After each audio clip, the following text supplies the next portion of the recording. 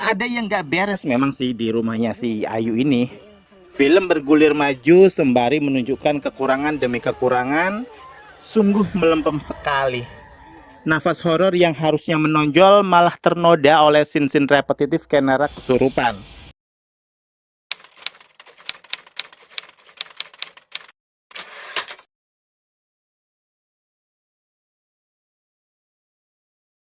Cinta, suatu pembalasan, Narik Sukmo. Salam sinema sahabat sinemalogi. Narik Sukmo adalah film horor yang disutradarai Indra Gunawan.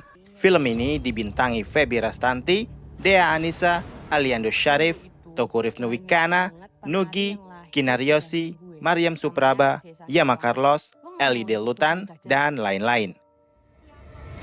Entah kenapa Kenara Cahyaningrum yang diperankan Feby Rastanti, mahasiswi yang hobi menari, mendadak mendapat selendang tari dari sosok gaib.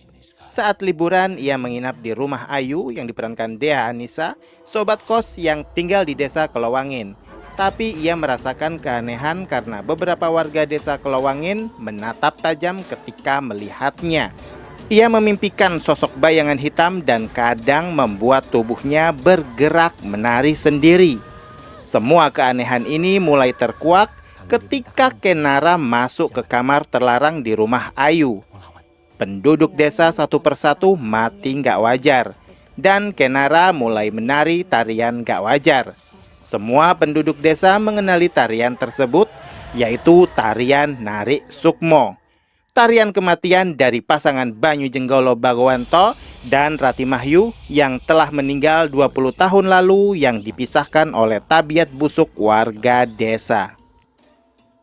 Kalian bisa membantu kami dengan klik tombol super thanks di bawah video. Kami akan sangat berterima kasih atas berapapun nominal saweran yang kami terima. Coba bayangkan kamu yang nggak punya latar belakang apapun, apalagi soal klinik, tiba-tiba mendapat wangsit bahwa kamu harus ditumbalkan di sebuah daerah yang kamu bahkan nggak ada hubungan apapun dengan tempat tersebut. Hanya karena kamu bisa nari, terus kamu jadi sasaran tumbal. Film Narik Sukmo semengerikan itu membuat premis cerita yang sempat bikin saya ketar-ketir.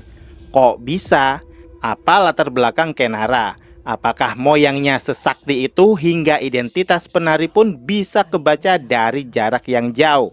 Kalau jawabannya takdir, ya udah, selesai film ini. Yang bikin kesel menonton film ini adalah ujuk-ujuk Kenara diklaim sebagai tumbal.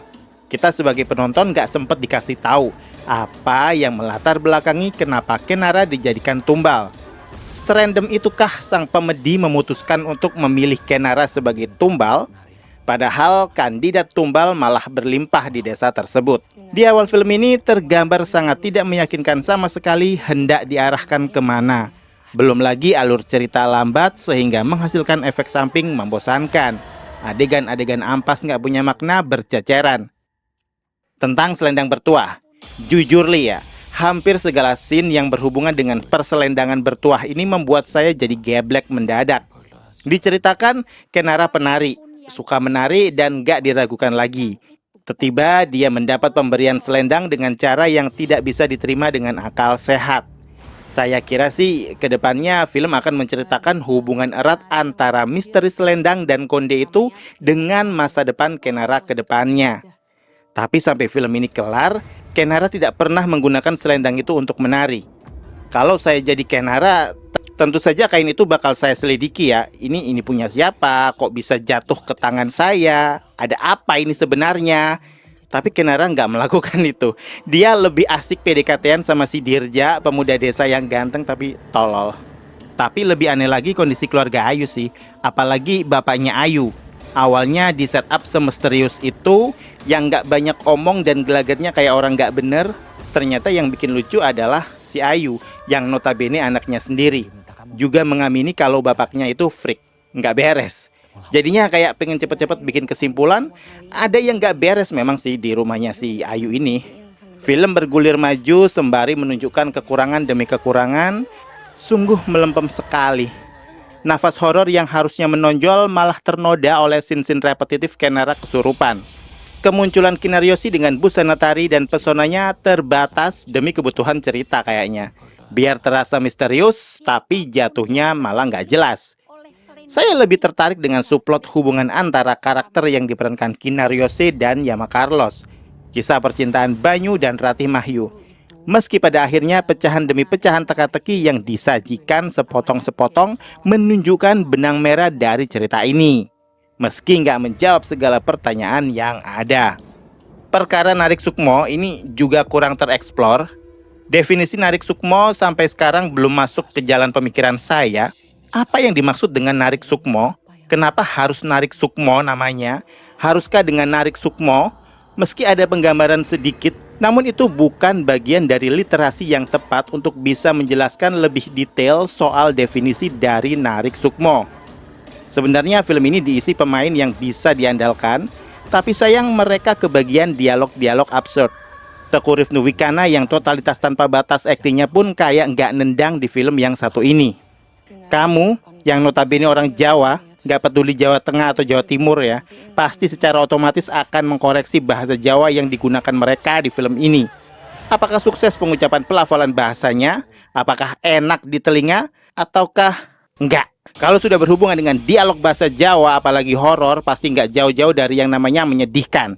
Saya yakin para pemain film ini kalau diharuskan menggunakan bahasa Jawa yang semestinya, kayaknya mereka mau mendalami itu. Tapi sayangnya keterbatasan SDM yang terasa malas untuk diusahakan keberadaannya, sehingga keautentikan bahasa yang digunakan di film-film horor lokal manapun pasti memiliki kendala logat, aksen, pelafalan kata, dan juga pemilihan kosakata yang semestinya yang tentu saja menyesuaikan teritori di Jawa mana kau singgah, kau hidup, kau bernafas. Iya, kalau ceritanya oke, bagus. Udah ceritanya busuk, dialog Jawanya juga hancur pula. Yang kayak gini nih bikin emosi jiwa. Menjabarkan kebusukan cerita film ini juga nampaknya buang-buang waktu ya. Cukup menyedihkan. Karena kondisi ini terus berulang dan berulang tanpa ada upaya untuk menjadi lebih baik. Secara keseluruhan, Narik Sukmo cocok buat kamu yang masih ngefans sama Aliando. Dan gak cocok banget buat kamu yang suka horor dengan manuver-manuver cerita yang Oki punya.